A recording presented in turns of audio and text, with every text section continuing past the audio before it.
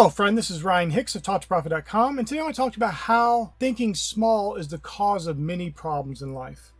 Now, I want to give you a different way of looking at life, a different way of approaching things, because so many people approach life thinking small, which comes often from a victim mentality. They think that they are losing in life, they are victims of life, life's just happening to them. Or if they're super religious, they say, well, it must be God's will. They love to blame God for everything when God's the solution to their problems, not the cause of it. But many times people are looking and thinking small, and they approach things and think from the perspective of an average person. I want you to think big, think mighty, think powerful, think like somebody who actually knows God, who actually walks with Jesus, who is actually a born-again child of God. Because that kind of person, we don't live like average people. We don't think like average people. We don't wallow around in the misery and the mediocrity and the average of normal people. That's not us. We're not normal. You don't want to be normal. Being normal is a disaster, and it also includes a lot of sin against God. No, you want to be Christ-like. You want to be someone who is imitating God like a dear child, and you are acting like Christ. Someone was telling me about this store, and they get bad service at the store and all this stuff. And I said, why don't you buy it then? What do you mean buy it? Well, if you don't like the way the store is being ran, why don't you buy it and run it differently? Well, I don't have the money for that. Well, you don't have the money to whine and complain about it either. To sit here and just moan and groan about something you have no intent of trying to solve. Obviously, if you don't like that place, you don't like the way you're treated there, go somewhere else. But what about thinking bigger? What about buying the store? Now, please understand, this is a thought experiment. This is to get you to think. I'm not telling you to go out and just buy things that you can't afford or do foolish things. My point is to get you to think differently. Think bigger. Because often in that bigger thinking, you find the solution. Maybe there's a training you could offer that you could provide to that store that would cause their employees to perform better, and you would have a better experience there. And that could be a business that turns into a multi-million-dollar business. But you see, average people don't think that way. They just think to complain about the problem, to complain about this store. This is the way it's being ran. I don't like it. No intent of any kind of solution. Just want to complain. That's not how we live our lives. We follow Philippians 4:8. We think about things that are lovely and good report. So we can't even be thinking about that stuff. It happens, we deal with it, we move on. And if we do think about it, we think about it from the perspective of somebody who's bigger than that, somebody who's way bigger than that. We think about it from the perspective of God, and how could we solve this problem? Could we buy that company? Why not? You'd be surprised how many companies are out there that you might think are big, and you might think, I don't have any money. And oftentimes they will sell the company to you with no money, and you just pay them from the revenue from the company, because many people want out of their companies. That is often why service is bad in some businesses, some stores, because the owner doesn't want to be there anymore. They don't like it. They just want rid of it, and their children don't want any part of it. So you might be surprised to find out you could buy that company, and you could run it the way you want it and have a good, profitable business.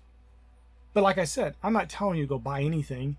The point is to get you to think bigger, think solution, think providing value in the world, think creating, not being an average consumer, not being somebody who's just mindlessly consuming, somebody who's creating. Somebody, if there is a problem, they look for ways to solve the problem, to fix it, and to make things right. You add value to the world. You make the world a better place with your presence, and you can't do that if you're thinking small. Small thinking whines about the problem at the store. Big thinking thinks, maybe I could just buy that business and fix the problems here. Or maybe I could create a training for this business that would help them, and if it does well there, I can sell it to other companies, and I could start another business and have another stream of income coming in from these trainings that would help these employees to provide a better experience for the customers that are coming in there. And there are many other options, obviously, to that situation. The point is that you think, and that you think big. Whining is not thinking big. Complaining about something that happened to you is not thinking big. Pretending like you're a victim of life is not thinking big. You need to raise your standard. Raise your standard to a higher level. Expect more of yourself. Don't lower yourself and denigrate yourself to being like average people. If somebody says you're average, something's wrong. You don't want to be lumped in with that group of average, that group of mediocre, that group of those people who are living their lives with quiet desperation.